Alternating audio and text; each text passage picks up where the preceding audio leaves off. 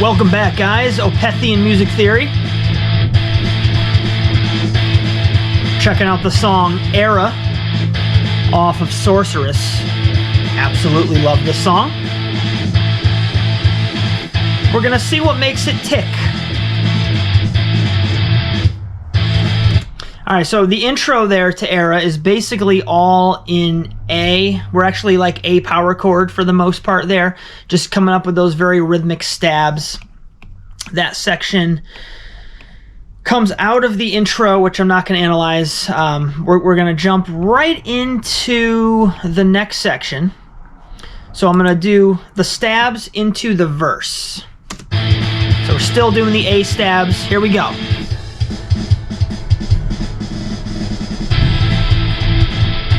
Here's where the vocals come in.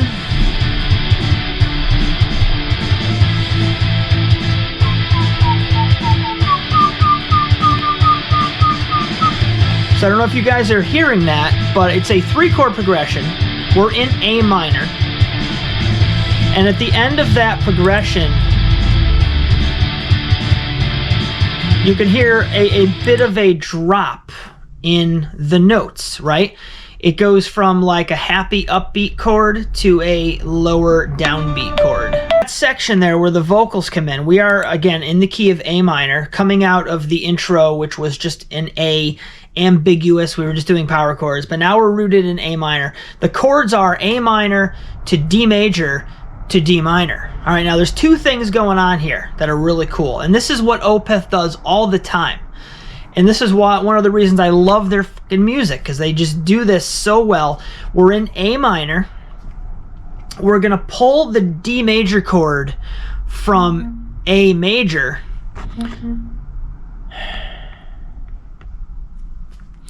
We're going to pull the D major chord from A major, which is the parallel major of A minor. And then we're going to take that D major and make it into a D minor, which is again pulling from the parallel of D. So we have a 3-chord progression rooted in A minor. The 1 chord, A minor, is played.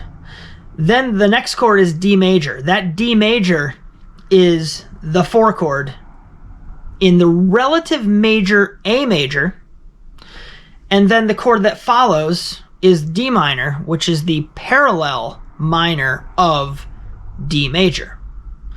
So we're not staying in any one specific key here. It's more of like chord to chord movements. And the whole point I wanted to make there with the audio is you can hear the drop from D major, which is happy and bright, to the D minor. So let's check that out. Here's the A minor. Here's the D, and then the D minor. A, D major, D minor. Great stuff. Let's move on to the, let's see, verse 2 is basically the same. There is one thing that's interesting about verse 2, though. Let me find it for you. The tail end of it does this little segue.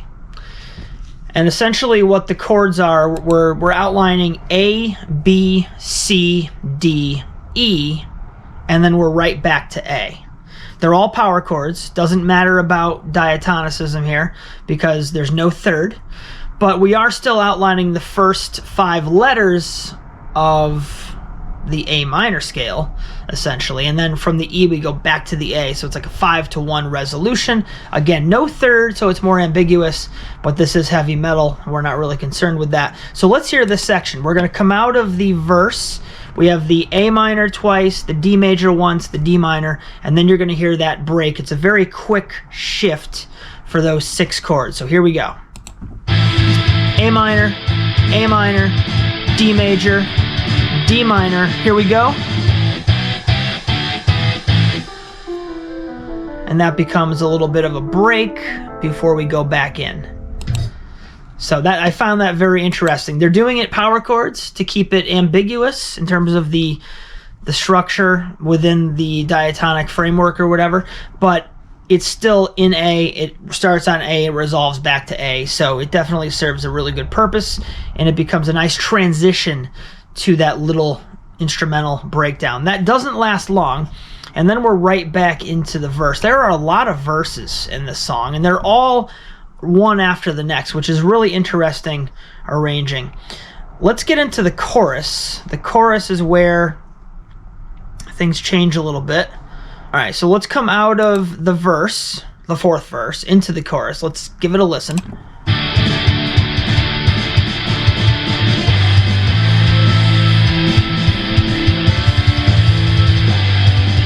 Favorite part of the song.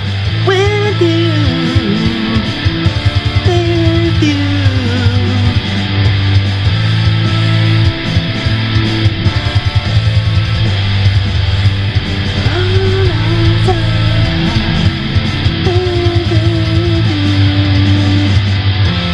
All right, so there you have the chorus and some awful singing in the background by your ridiculous host.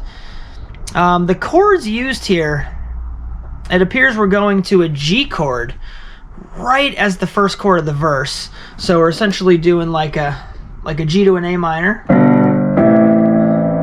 and then we're going D minor to A minor, back to G. So you got to ask yourself, what key do those three chords fit in? Technically, they fit into A minor. A minor would be the 1.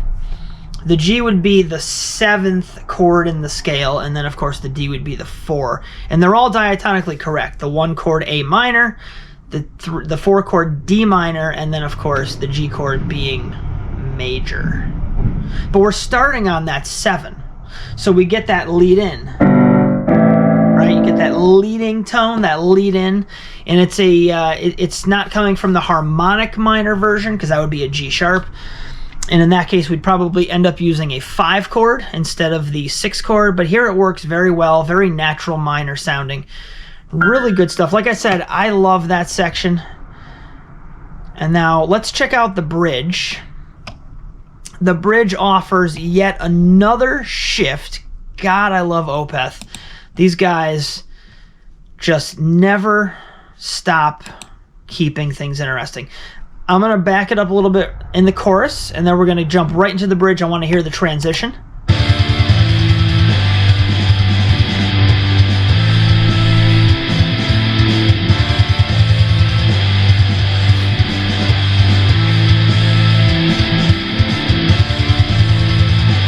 Here comes the bridge.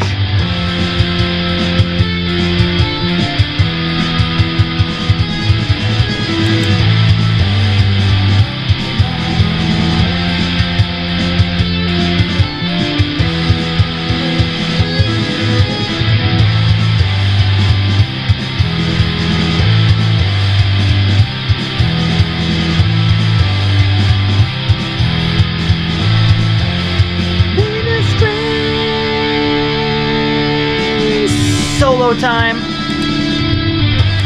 Whew, man. Does anybody else love this song as much as I do? I know the album isn't like most people's favorite. Sorceress is kind of hit or miss. But is this not just a killer song? So that bridge, it kind of appears we're still mostly in A minor for this. We're starting off with a D minor 7, which you could just see as the 4 chord with some added color with the 7.